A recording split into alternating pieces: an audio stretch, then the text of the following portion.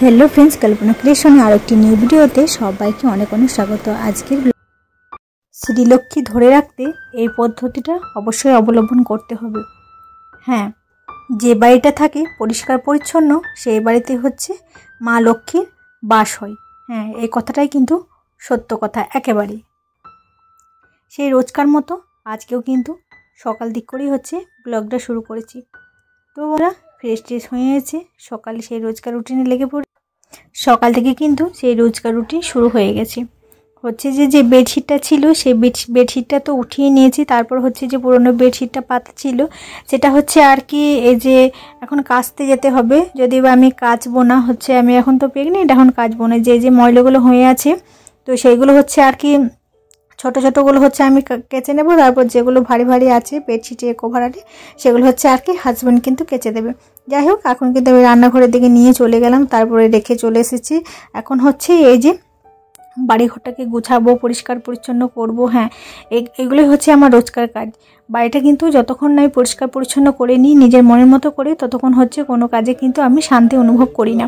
এখন কিন্তু আমি যে আমার প্রেগনেন্সি টাইমটা এখন যে আমার চলছে, তা আমি দেখছিলাম যে বেবি বামটা আমার কতটা হয়েছে কি না হয়েছে সেই অনুভবটাই আর কি নিচ্ছিলাম আয়নার মধ্যে একটু দাঁড়িয়ে। তো একটু একটু করে আমার মধ্যে আমার সোনা বড় হচ্ছে, সেই ফিলটা একটু দাঁড়িয়ে হচ্ছে অনুভব করছিলাম। তো আর কি হচ্ছে এই যে ফির সেই রোজকার রুটিনে লেগে পড়েছি। এই যে বাড়ি ঘর পরিষ্কার পরিচ্ছন্ন করব, তারপর হচ্ছে চারিপাশটা এখন ঝাড় দিয়ে দেবো। তারপর হচ্ছে বাড়িটাতে মধ্যে জানো তো কয়েকদিন ধরে হচ্ছে যে প্রচুর পরিমাণে ঝুল জমে গেছিলো। তো সেই ঝুলগুলো হচ্ছে আর কি ওইগুলো এখন হচ্ছে ঝেড়ে নেবো। সত্যি এইভাবে কিন্তু বাড়িঘর কিন্তু পরিষ্কার পরিচ্ছন্ন করলে সত্যি কিন্তু লক্ষ্মী ধরে রাখতে পারবেন। আর হচ্ছে যে বাড়িতে হচ্ছে একদম নোংরা অপছন্দের পরিষ্কার পরিচ্ছন্ন বাড়ি থেকে কখনো লক্ষ্মী বাস করে, হ্যাঁ সে কোথায় আছে, মা লক্ষ্মী কিন্তু সবসময় পরিষ্কার পরিচ্ছন্ন বাড়িতে হচ্ছে বসবাস বেশি কিন্তু করে। তো আমি আমার ঘরটাকে কখনো নোংরাভাবে ফেলে রাখি না। ঘুমিয়ে উঠে প্রথমে হচ্ছে আমি রুমটাকে প্রথমে ক্লিন করি, তারপর হচ্ছে বাদবাকি কাজের দিকে আমি চলে যাই। তো এখন হচ্ছে ঘুম থেকে উঠে পড়ে সর্বপ্রথম আমার কাজ হচ্ছে আমার রুমটাকে ক্লিন করা। তো এখন হচ্ছে রুমটাকে ক্লিন করে নিয়েছি। তারপরে আজকে কিন্তু আমার বেশ কিছু এক্সট্রা কাজ বেরিয়ে গেছে। যেমন হচ্ছে রোজকার রুটিনে হচ্ছে বেডশিটটা ঝেড়ে তারপর বাড়িঘরটা ঝাড় দিয়ে একটু এলোমেলো যেগুলো থাকে সেগুলো হচ্ছে গুছিয়ে নিই। কিন্তু আজকে আমার কাজটা কিন্তু একটু অন্যরকম বেশি পরিমাণে বেড়েছে। কারণ হচ্ছে বাড়িঘরটার মধ্যে কিন্তু প্রচণ্ড পরিমাণে হচ্ছে ঝুল জমে গেছে। এই যে দেখুন চারিপাশ হচ্ছে ঝুলগুলো প্রচুর জমে গেছে। তো ভাবলাম যে এইভাবে ঝুল জমে থাকলে বাড়িটা কেমন একটু নোংরা নোংরা লাগছে, দেখতেও ভালো লাগছে না। সেই জন্য কিন্তু আমি কিন্তু বেডটার মধ্যে উঠে পড়েছি। তারপর হচ্ছে চারিপাশে যে ঝুলগুলো হয়েছে সেগুলো হচ্ছে পরিষ্কার পরিচ্ছন্নভাবে কিন্তু আমি ঝেড়ে নিচ্ছি। আর ছেলে একটু দুষ্টুমি বেশি করে, জানেন। এই যে ঘরটাকে এত সুন্দরভাবে রং করেছি আর দেখুন দেওয়ালের মধ্যে কিন্তু ওই যে পেন্সিলি করে হচ্ছে এমনভাবে ও ছবির প্রতি অনেক আকৃষ্ট এবং প্রতিভা। সেই ছবি দেয়ালের মধ্যে কিন্তু প্রচণ্ড পরিমাণে কিন্তু ছবি এঁকে মানে দেয়ালের যে আমরা কালারটা করেছি সেটাই হচ্ছে বাবু কিন্তু হচ্ছে নষ্ট করে দিয়েছে। কি করব, এর মধ্যে কিন্তু শীঘ্রই আর কিছুদিন পরে ভাবছি রং করব। তো রং করব তখন হচ্ছে সেই দাগটা আর কি হচ্ছে চলে যাবে।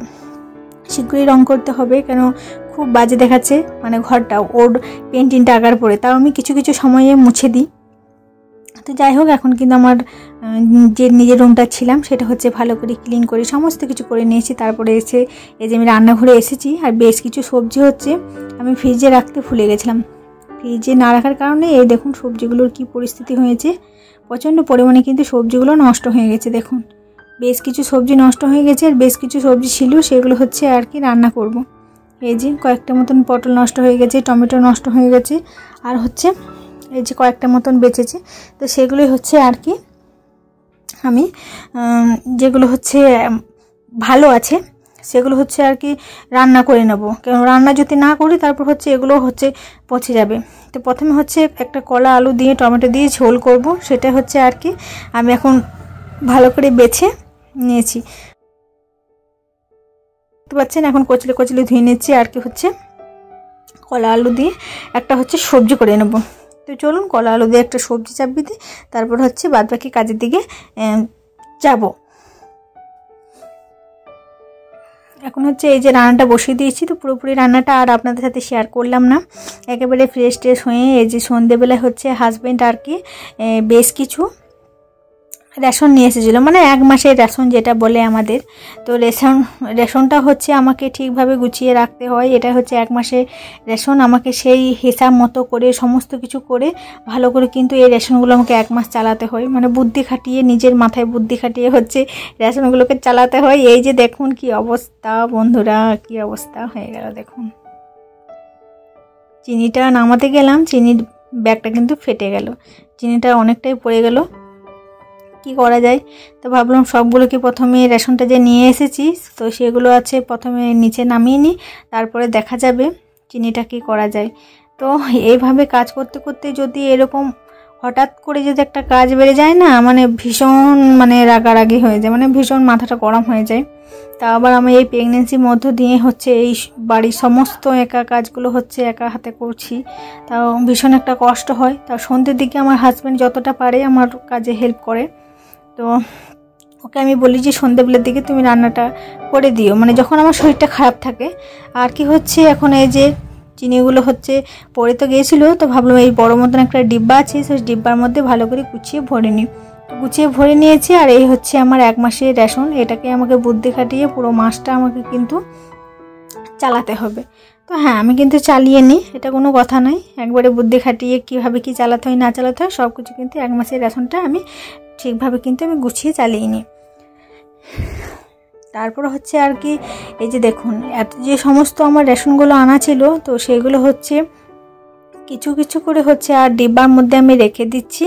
আর কিছু কিছু হচ্ছে এই যে আমি কিন্তু এই যে আমি শোকেসটার মধ্যেই রাখি, নিচের একটা ড্রয়ার আছে সেটার মধ্যে আমি আর কি ভরে রাখি। যখন আমার এই ডিব্বাগুলোতে কিছু কিছু করে ভরে নিই, তারপর হচ্ছে কিছু কিছু করে রেখে দিই, যখন শর্ট পড়ে তারপর হচ্ছে আবার নিতে আসি। হ্যাঁ, এইভাবে হচ্ছে আমি আমার 1 মাসের রেশনটা সুন্দর করে গুছিয়ে গাছিয়ে কমপ্লিট করে চালিয়ে দিই। তো যাই হোক, তারপর হচ্ছে আমার গুছানো কমপ্লিট পরে তারপরে হাজব্যান্ড আবার গেছিলো হচ্ছে একটু মোড় দিকে গেছিলো হচ্ছে আমার জন্য কিছু আনতে, ছেলেও খাবে আমিও খাবো। এনেছিল হচ্ছে 1 প্লেট মতো চাউমিন, বললো মা ছেলেতে দুজনে মিলেই কিন্তু খেয়ে নেবে। তো তার কি হচ্ছে এই যে আমি এখন বেশ কিছুক্ষণ শুয়েছিলাম, হচ্ছে সন্ধ্যের দিকে আমার শরীরটা একদম ভালো লাগে না, প্রেগনেন্সি টাইম চলছে তো সেই জন্য প্রচণ্ড পরিমাণে শরীরটা খারাপ লাগে, সন্ধ্যের দিকে বেশি লাগে সন্ধ্যের টাইমে। তার কি হচ্ছে ও সন্ধ্যের টাইমে হচ্ছে ও আমার জন্য নিয়ে এসেছিলো হচ্ছে, তো চাউমিনটা নিয়ে এসেছিলো, সেটা হচ্ছে আর কি অল্প খেয়ে নেবো, তারপর হচ্ছে ছেলেকে দিয়ে দেবো। তো বন্ধুরা ভিডিওটা কিন্তু আমি আর বেশি বড় করছি না, ভিডিওটা আমি এখানে এন্ড করছি। ভালো লাগলে অবশ্যই লাইক কমেন্ট করে আমার সাথে থাকবেন, পাশে থাকবেন। দেখা হবে নেক্সট ভিডিওর সাথে। এখনকার মতন টাটা।